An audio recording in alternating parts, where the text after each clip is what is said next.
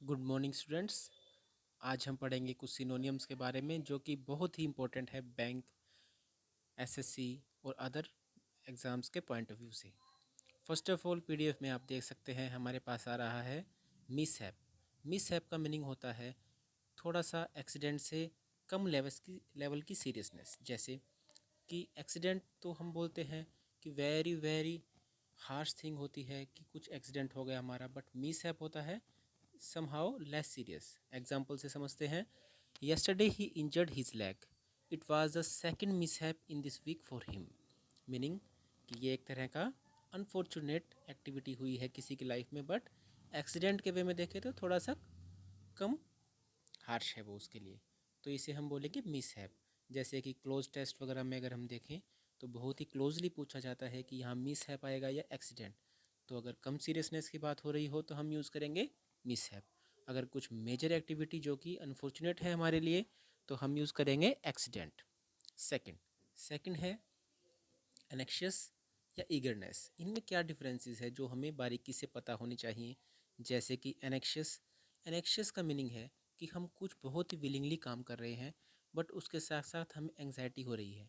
इसे हम पॉजिटिव या नेगेटिव वे में नहीं देखते। एंग्जाइटी है तो मीन्स एनेक्शियस माना जाएगा। सेकंड है ईगरनेस। ईगरनेस का मीनिंग हम कुछ करने की कोशिश कर रहे हैं, हमें जिज्ञासा है कुछ करने की। एग्जाम्पल से समझते हैं। Suppose I am anxiously waiting my son's examination result.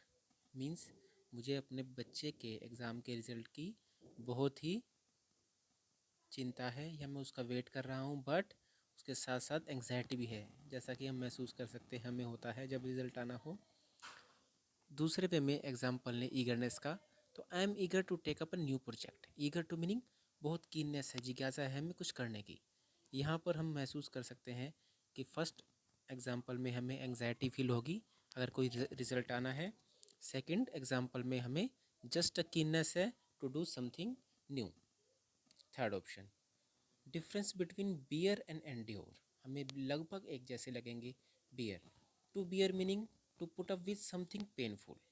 Meaning a soldier is expected to bear the pain of any wounds of war. Meaning कि एक हमारा जो सोल्जर है, हमारा जो सेनानी है, उसे बहुत ही सहन करना पड़ता है दर्द किसी भी वॉर का। तो बियर में क्या आता है, हमें समथिंग पेनफुल से रिलेट करते हैं किसी भी चीज़ को बियर कर रहे हैं। ठीक है, हमें we will need to bear the brunt, meaning हमें कुछ सहना पड़ेगा, पेन है उसे बियर की श्रेणी में लेंगे। सेकंड देखिए उसके बिल्कुल नज़दीक की वर्ड है एंड्योर। एंड्योर एक बहुत ही पॉजिटिव वे में लिया जाता है। एंड्योर का मीनिंग है हमें किसी भी चीज़ को एक क्वालिटी, हमें क्वालिटी है to bear patiently for a long stretch of time. Meaning हम बहुत लंबे समय तक किसी चीज़ को सहन करते हैं जिससे कि हम पॉजिटिव वे में ले रहे हैं। एग्जाम्पल से समझिए, a brave man endures misfortunes with smiles. Meaning एक साहसी व्यक्ति बहुत ही अनफॉर्चुनेट या मिसफॉर्चून टाइम्स को भी स्माइल के साथ गुजारता है। तो ये एक बहुत ही पॉजिटिव एस्पेक्ट है।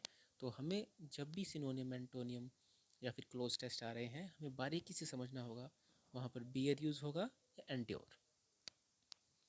फोर्थ वन केयरफुल और कॉशियस, बहुत ही क्लोज मीनिंग्स हैं। A careful person is one who tries to do a thing in a right manner. एक केयरफुल पर्सन वो होता है जो कि किसी भी काम को बहुत ही सही तरीके से करना चाहता है ना, उसे हम कहेंगे केयरफुल पर्सन। जैसे he is a careful officer, बहुत ही सही ढंग से करता है, वो एक केयरफुल पर्सन है। सेकंड बहुत ही क्लोज मीनिंग है कॉशियस होना। कॉशियस मीनिंग मैं बहुत अवेयर हूँ, है ना, और बहुत ही एनेक्शियसली अवेयर हूँ, मतलब कि बहुत अलर्ट मोड में। A cautious man is he who is always anxious that he should not make any mistake. Meaning वो सही कर रहा है बट वो उस समय इतना कॉशियस है। Cautious man is always anxious that he should not make any mistake. Deep, deep और profound. Deep can be used with both concrete and abstract things. दोनों तरह से यूज़ होगा। एग्जाम्पल से समझे, एग्जाम्पल से जो भी समझा जाएगा कभी भी भूलेंगे नहीं। I have deep feelings for my mother. I have deep feeling for my father. Look at this wall, it is very deep. But profound concrete और एब्स्ट्रैक्ट दोनों चीज़ों से यूज़ नहीं होता, मीनिंग सेम है लगभग, but profound is use with metamorphical sense, जैसे he is a man of profound knowledge. Sixth one, next is increase और ग्रो, जो कि हम नेक्स्ट वीडियो में सीखेंगे। आज के लिए हम 5 वर्ड्स जो कि क्लोजली एक दूसरे से रिलेटेड हैं और एक दूसरे के स्थान पर यूज़ हो सकते हैं, बहुत बहुत केयरफुली, ताकि हम मिस्टेक ना करें किसी भी क्लोज टेस्ट में और एंटोनियम और सिनोनियम में। सो